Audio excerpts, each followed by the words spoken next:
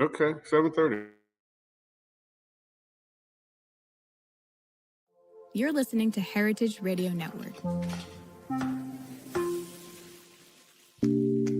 Todd Richards here, Roots, Hearts, and Soul. You are listening to Roots, Heart, and Soul. Yeah, Roots, baby. Heart, and Soul podcast. Stephan and I are launching this podcast based off cookbook Roots, Heart, and Soul by myself, Todd Richards, with a great help from Chef Stephan. We're going to be hearing stories from Africa all the way to the Caribbean, all the way to the Americas.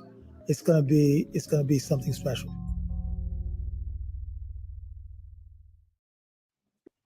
What's up, buddy?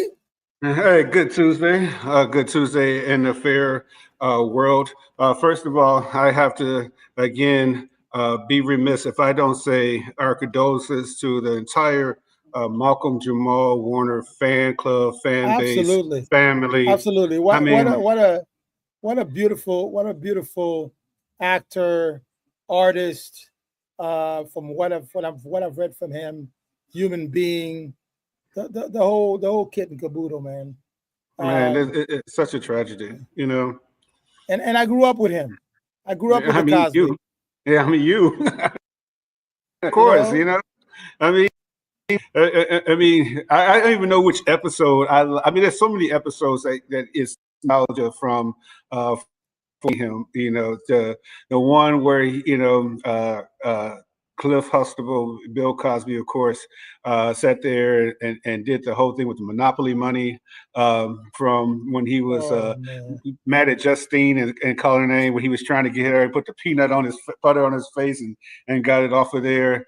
I was just reminded of an episode looking through Facebook when his two sisters were laughing the hell out of him with his shirt. The car. Yeah. Oh my God. Oh yes. Oh man. Right.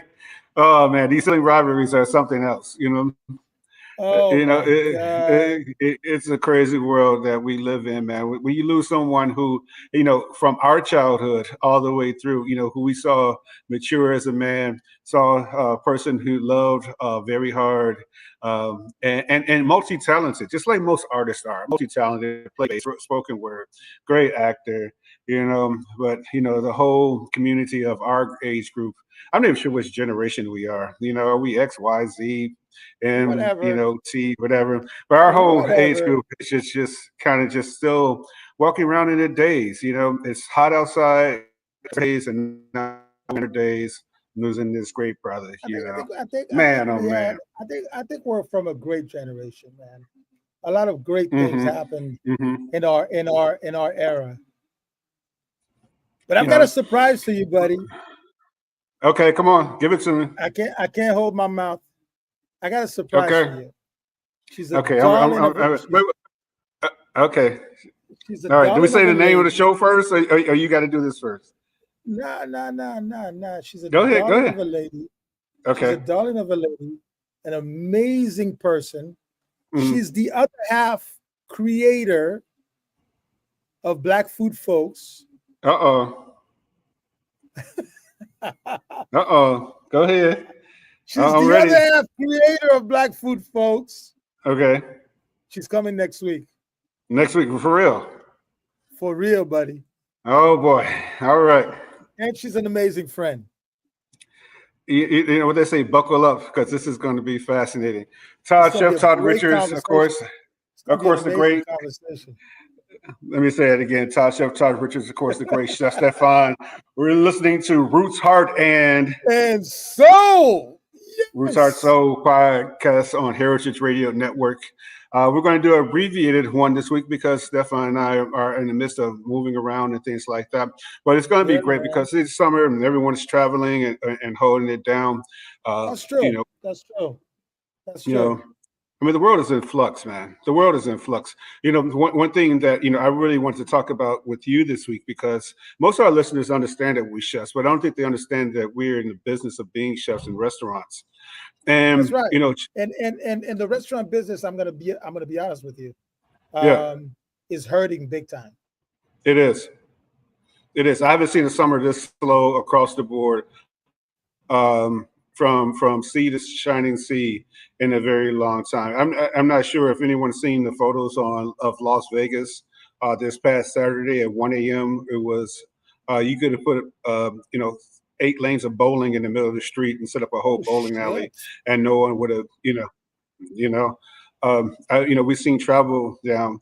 People are not We've traveling. seen things, and interesting enough, we have to pay attention to food costs and things like that. And I just got the report today that they're expecting beef prices to go up 35%. The Yes, tariffs. I was listening to this today. Mhm. Yes, they're talking I about mean, beef 35%. going. That's crazy, man. Well, the thing is that most people believe that American beef produces like all the hamburgers, and so the tariffs in Brazil, the 50% tariffs, is really for all those parts of beef that most places use for ground beef, and now you're going to see it's already So what? 450 We're in gonna the pay store. $25 for a McDonald's hamburger. You're going to pay. You're going to. I mean, it's going to be $6 a pound. Jesus Christ. Well, I mean, for people, wholesale for us, it can be upwards of 5. So it means on the street it's going to be 6 plus That's a just pound. crazy.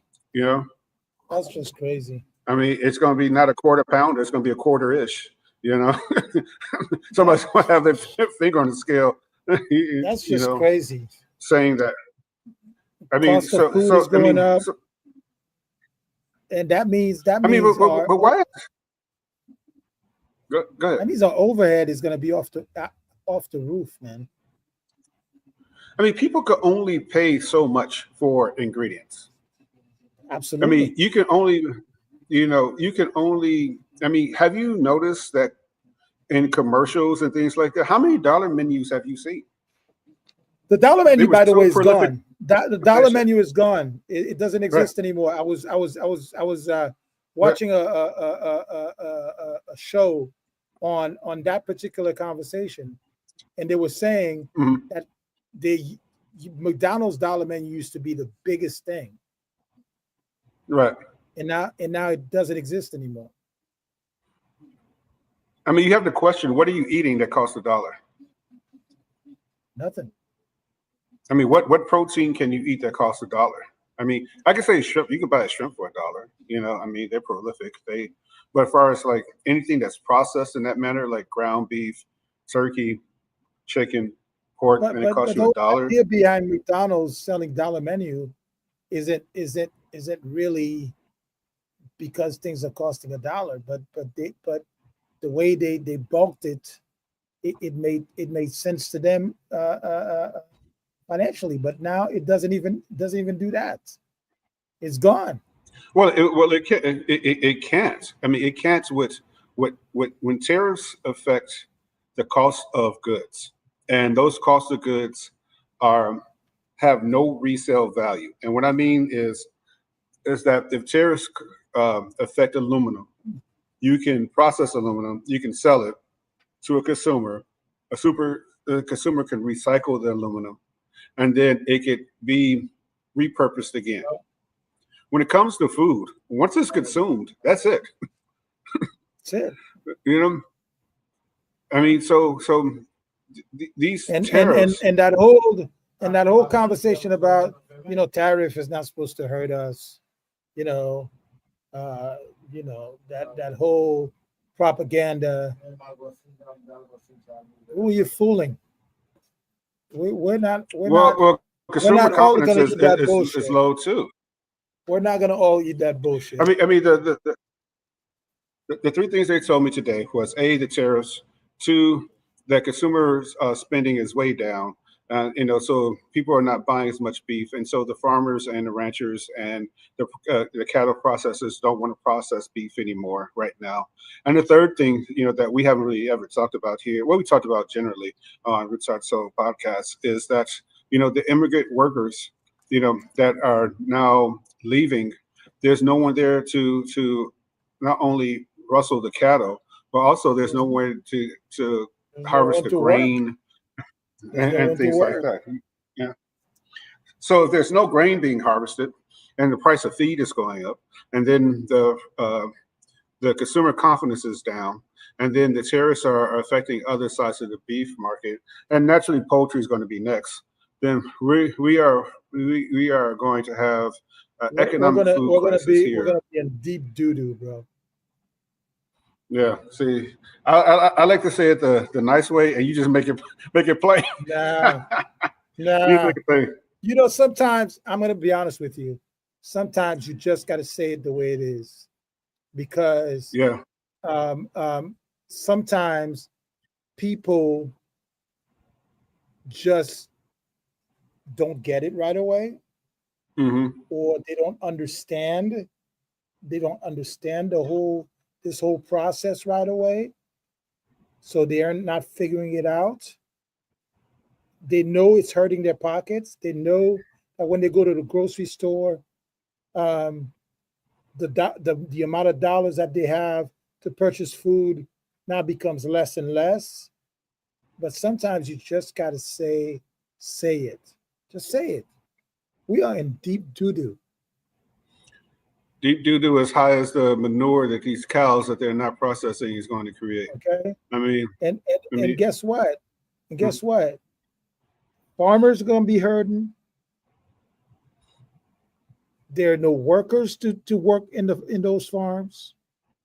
So who's gonna work in those farms and help raise those cattle and process those cattle and all that, so that we can have hamburgers and beef to consume.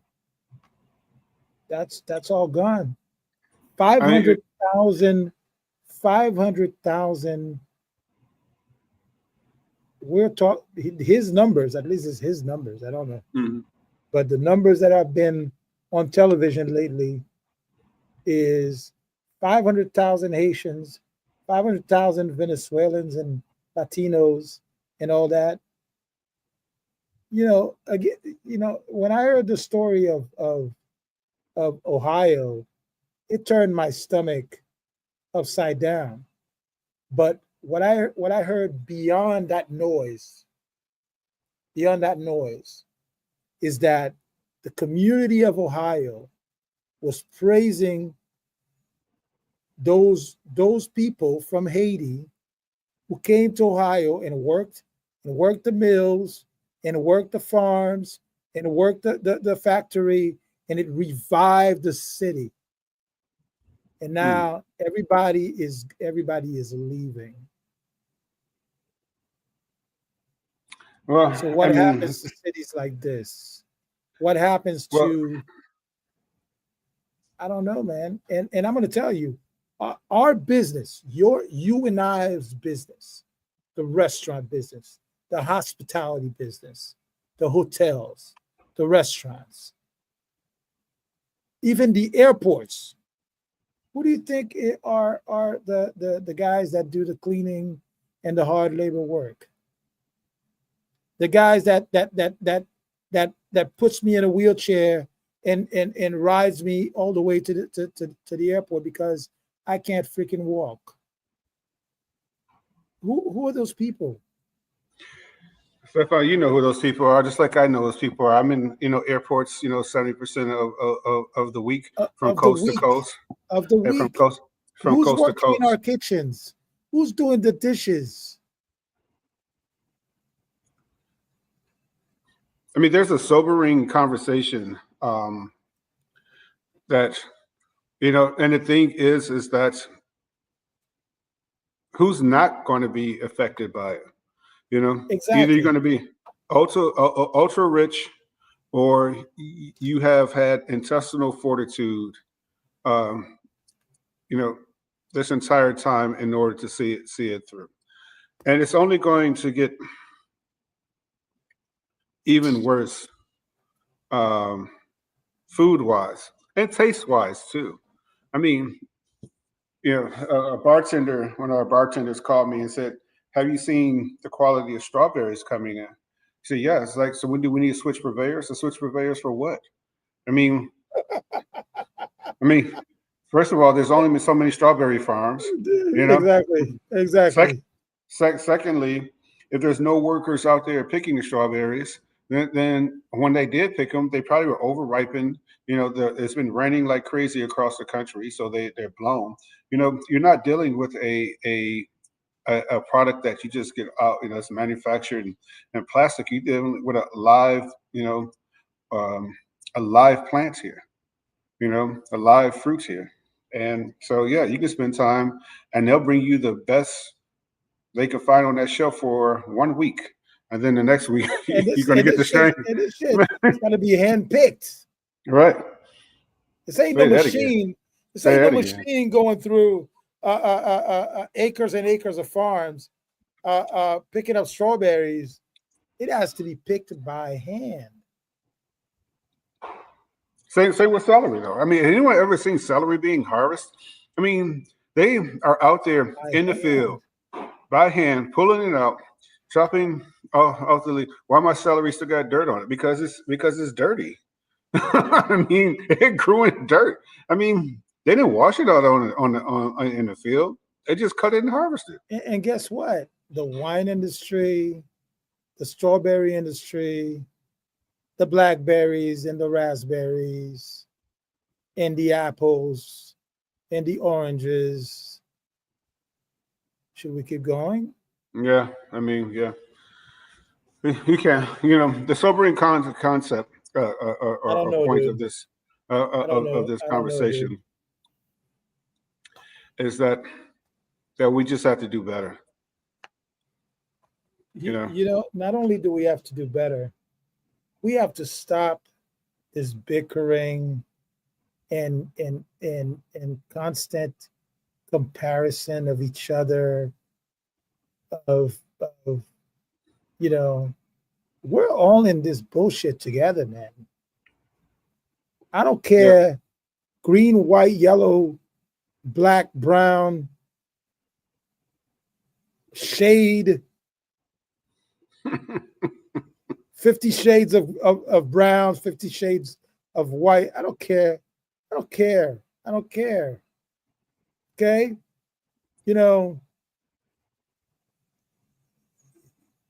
When you're in the shit, you're in the shit. All that I care about is your whiskey strong, is your food delicious, and that's it. That's it. That's all we chefs care about. When you come to our restaurant, all we care about is feeding you to the best of our ability with the best food we can cook for you. And at the end of the day,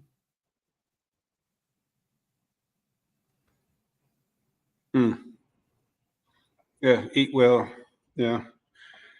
Another topic though. Go ahead, Stephan. I'll let you finish this one. Yeah. I know, man. But we're gonna get through it as we always do as chefs.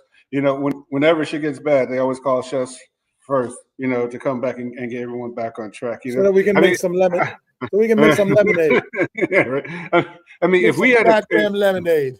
If you had $1 for every time every charity across the board asked you to come and do something for somebody else and do an event for them, right? Oh my goodness, you could actually do an event every single day, 365 days for a charity, something like that. That if we answered the phone every single day, we can actually do an event just and I don't think I'm being exaggerating here when I say that. A charity. A festival, all kinds of stuff, man. And we're on our feet, all day. Some of the times, the organizers forget that you're in that kitchen, slaving and creating the food that they're going to be raving about outside and raising their dollars on, and they forget to even bring us a bottle of water.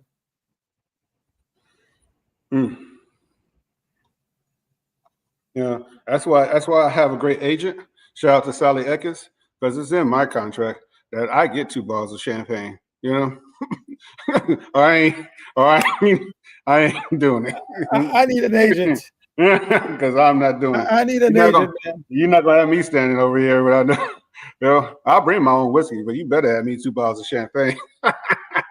Bro. You know. Anyway, you know, Roots Heart Soul Podcast. Todd, Chef Todd Richards, of course, the great Chef Stephan. Stephan, you know, TikTok is a whole different world, my friend. You know, and I love going there just to see the litmus test of the rest of the world. There's this conversation happening right now about what is the conversation about auto gratuity and black diners. Oh boy. Right. And it is not necessarily split 50-50. I can't get a good, you know, whether it's, I'm just saying it's 45-45 and there's 10% and 5% in the, no, 10% in the middle. My math is wrong here. This whole auto gratuity thing, right, for me, in my... Okay, hold on a second. Before you say that, explain to people what auto gratuity is, just for our listeners who may not understand what we're speaking of. So, you come to dine, you get service, and instead of us bringing you the check and hopefully expecting for you to show appreciation for the food that was prepared for you and the service and hopefully the great service you've received, you have to understand the servers that work in our restaurants, the majority of the time, work on $2, $4 an hour. Correct. So the only way for them to reach a decent wage that they can survive upon is the gratuity that you leave for them. Correct.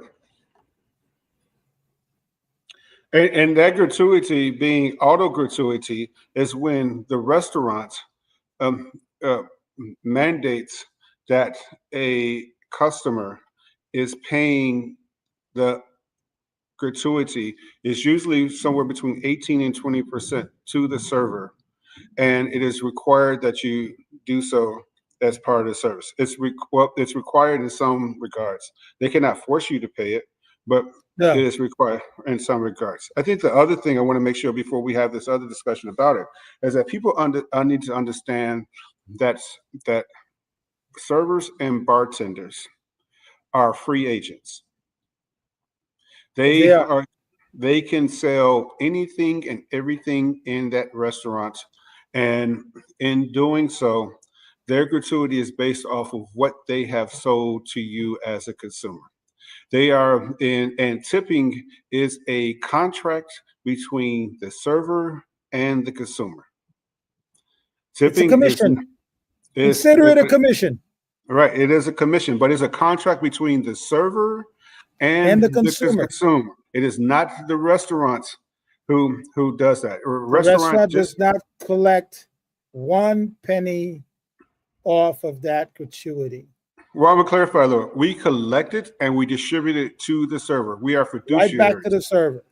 Just like if we with taxes, the sales tax, we are the collector of sales tax in the restaurant. Collect the sales tax, but Uncle Sam is knocking on my door, coming to ask me for that money. Trust me. Okay. It ain't my money. Right, it's not.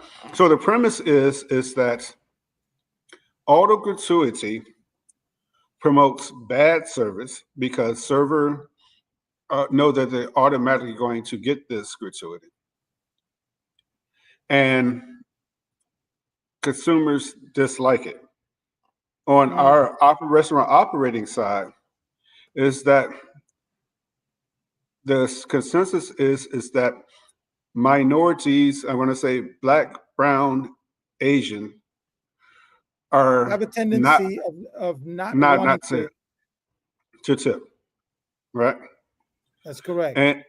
And so, we are the only industrial country that does gratuity. You know, no other country, you know, Spain doesn't do it. Actually, my restaurant in Haiti, Mm-hmm. it's on the check. Gratuity. Yep. So the premise is that it's creating a divide. First of all, it's stereotyping both people. First of all, you know, I mean, he's saying that servers are bad because they know they're going to get this check, so they don't work as hard for you, And then the consumer, and then the servers are saying that well, when these people come in, they don't tip us. That's complete BS, man.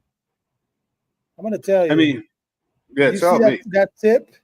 Yeah. Tip is the biggest thing I am able to say. In retrospect, I'm saying thank you to my servers for the work that they do because of you, my consumers.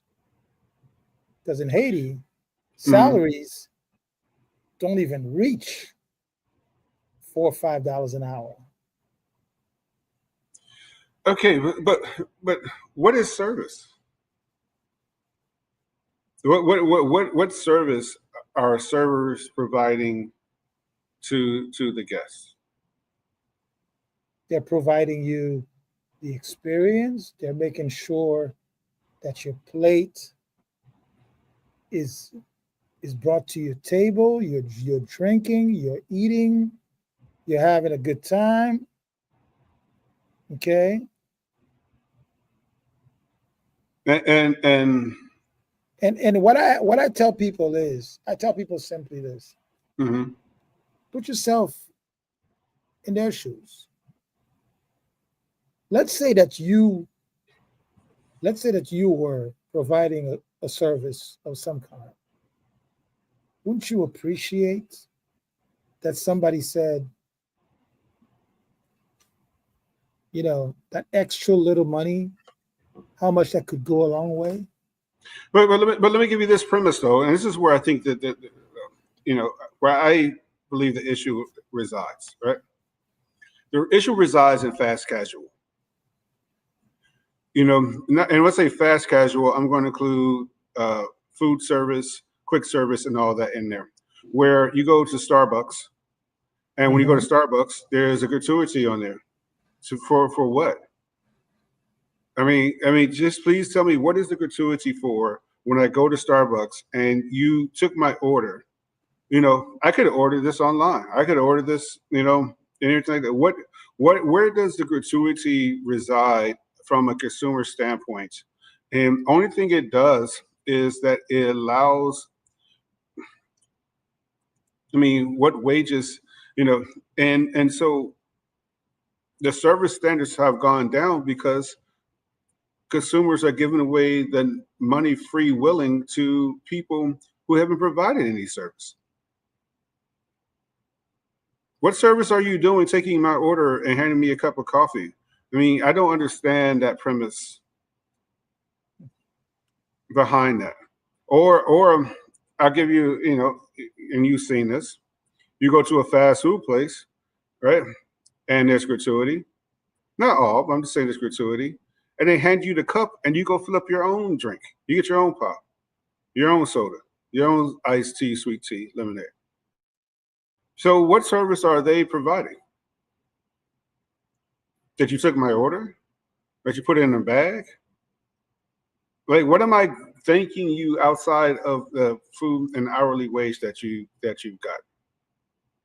But they're collecting a real hourly wage on top of that.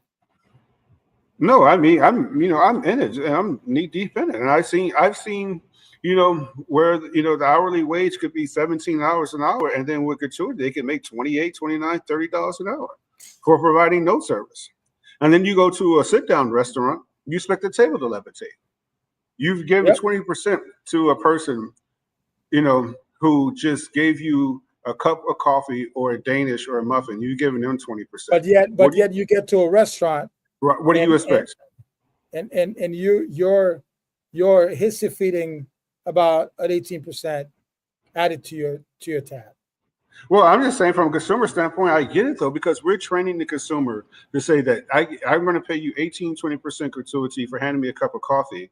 What I'm going to do for you to bring me my smoked short ribs, my lobster mac and cheese, my callaloo, my oxtails, you know, you know, I mean, did you make For the going table back and levitate? forth, for going back and forth at least 4 times to get you Right. drinks, or to Yeah. get you a napkin, or to Right. get you. Yeah, Go ahead, Stephan. I don't know, man. For me, um, I think it's important that Yeah. I think there needs to be a re-education of the consumer. Yeah. I mean, There needs to be a re-education of the consumer. There needs to be a re-education of what hospitality. I feel. But also there has to be a re-education of what service is Absolutely. from us as the restaurateurs and operators and things like that. What is service? Absolutely. You know, Absolutely. I mean, everyone's at fault. That's why I say that 10% in the middle is the ones who are trying to come up with a solution, but the 45 and 45 are the ones complaining. I mean, what is the thing? I mean, why would you have to have gratuity for a cup of coffee if that is the basis of hourly wage for an employee? I mean, also the consumer has to know. To your point, is that the consumer needs to understand that that a $5 cup of coffee, does not even pay for one one 1 hour of wage. No, If we want to give people the living wage, that cup of coffee could easily be $9. absolutely. And with what's going on in this country, Yeah, it it, not it too far from that. don't be surprised if it is, man. But food in this country, I mean, we heard that the government, just burned what 500,000 pounds of food. Of food.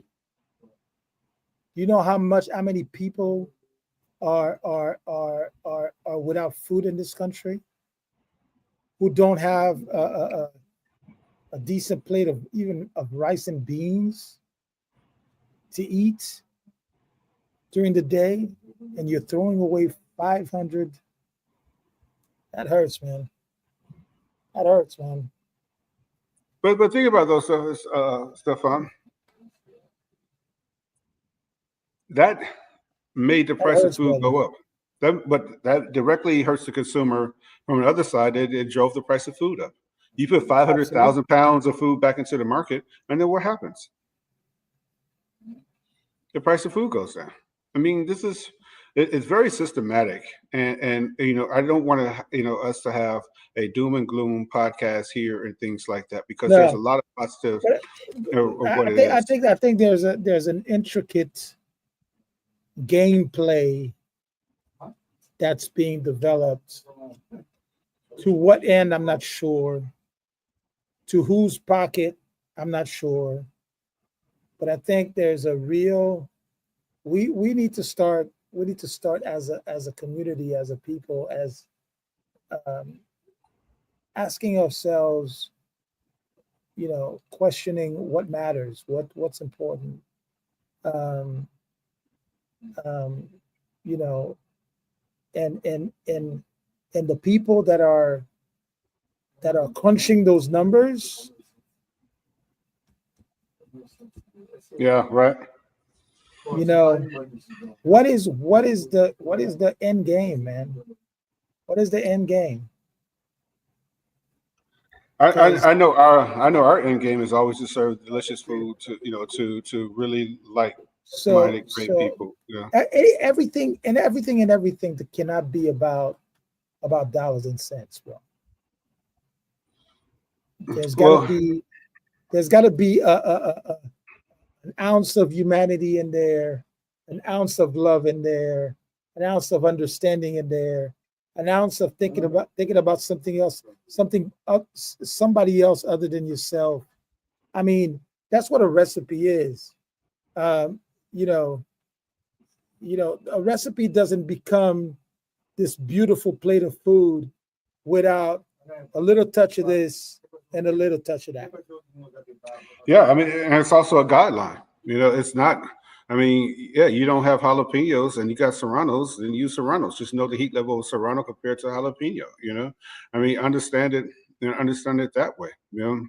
I mean, there's a lot of things that we talk about when it comes to techniques and stuff like that. I mean, the question is that who owns the culture? Who owns Black culture?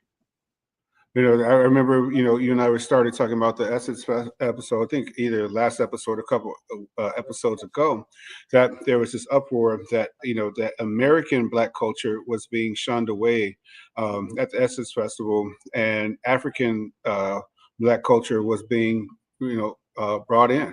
And I'm like, so we're really having a conversation that we're talking about red beans and rice versus rice and peas. That's the conversation we having. I mean, it's got to be the dumbest damn conversation I ever had in my life. Right. The report on Essence Festival this year is gloomy. No, they still, for the city, they brought in $346 million is what they projected for the Essence Festival, for the city, for the festival, for all those things like that. And I said, you guys are arguing about the wrong thing. I mean, how many people own those hotels? How many people own their restaurants? How many people own the building the restaurants in? I mean, so what are you talking about? You're talking about red beans and rice versus rice and peas. You're talking about culture in which nobody owns. You cannot own the culture. No. But you can own the building. You can own that. And you're having this argument about Afrobeat, Afrobeat versus Frankie Beverly. Like, you got this. You guys listen to the damn drum, like the drum. I mean, okay, James Brown's put it on the 1. I mean, P Funk put it on the 1. I mean, Afrobeat puts it on the 2. Like, what are you talking about? Absolutely. But who owns the building? That's a good question. That's a very good question. Who owns the land in which the Essence Festival was sitting on? You want to talk about Black culture? Buy the damn land. You can do whatever you want. If you're so upset about it, you can get all your people together. You can crowdsource and everything. You can buy the Essence Festival, and you can do it yourself.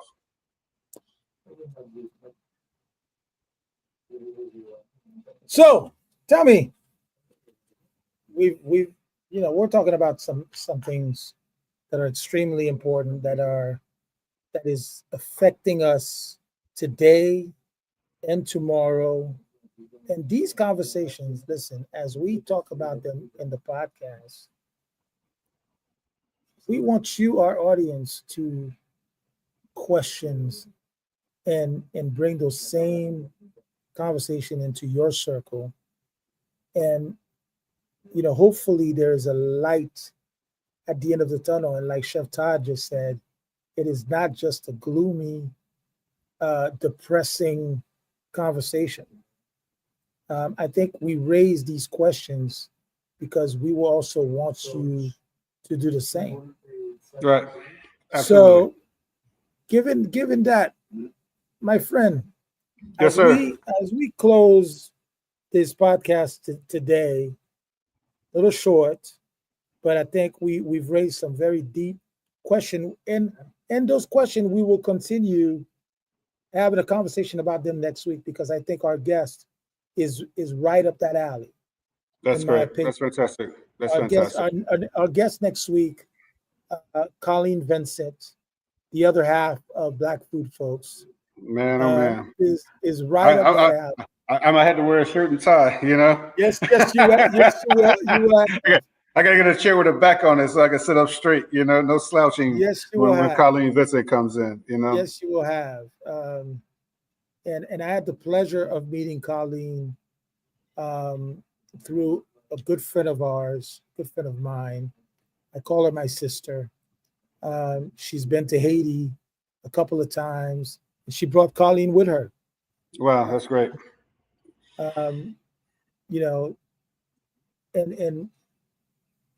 She's somebody I love dearly, Chef Erica Davis. Yes.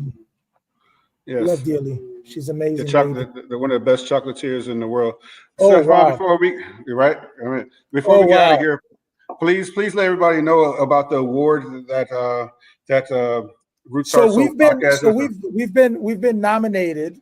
So I have to say this at the end of August. If any of you have seen my Facebook or my Instagram, but you should also check out the State of Black Foods. That's happening at the end of August in Tulsa, Oklahoma, of all places, where Black Wall Street started. It's going to be an amazing conference. It's really,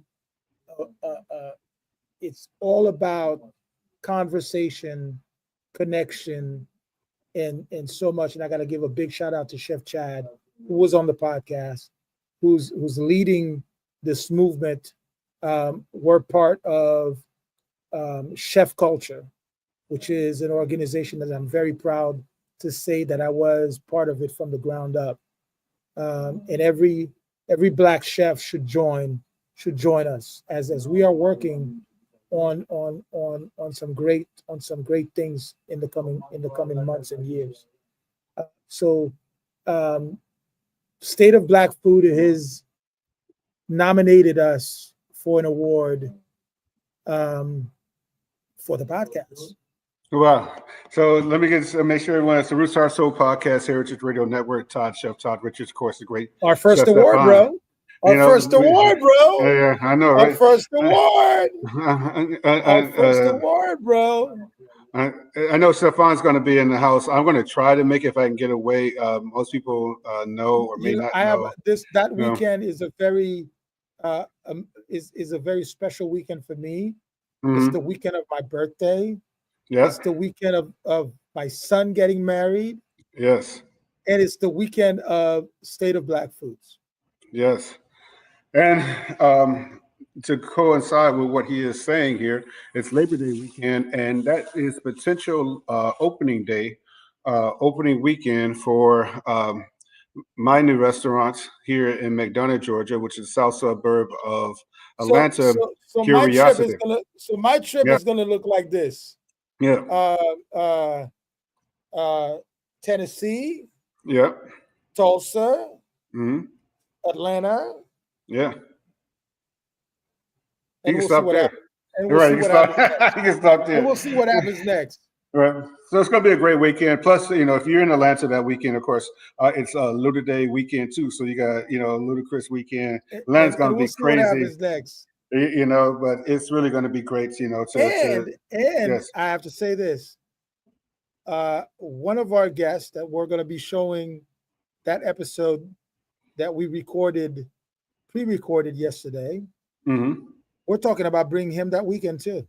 That's right. Oh my God. Atlanta. Yeah, that's it's gonna be fantastic. All right, Stephan, go ahead and get us out of here. Get us out of here, man. So listen, man. End of the August weekend, my birthday. Yes. It's gonna be right. Wait. First of all, I'm 3 weeks before you, so it's going to be a drunken August, ladies and gentlemen. Yes, you are. A drunken August, right? Right. Get us out of here, man, before I start. Ladies and gentlemen, thank you for joining us on Roots, Heart, and Soul tonight. Our conversations are, they're fun, they're entertaining, they're educational, but we also raise the deeper questions that need to be had, not only on a human level, but on an industry level, so that people can understand, how important it is what we do in this industry. So I want to thank you for joining us tonight. Every Tuesday night. Only when we're working we can't record, but every Tuesday night, 7 p.m. Tune in next Tuesday. We've got a great friend coming on board. We want to thank you for joining us. Don't forget, your support is important to us. Click, share, subscribe. See you next Tuesday. See everyone next Tuesday. You're listening to Roots, Heart, Soul podcast on Heritage Radio Network.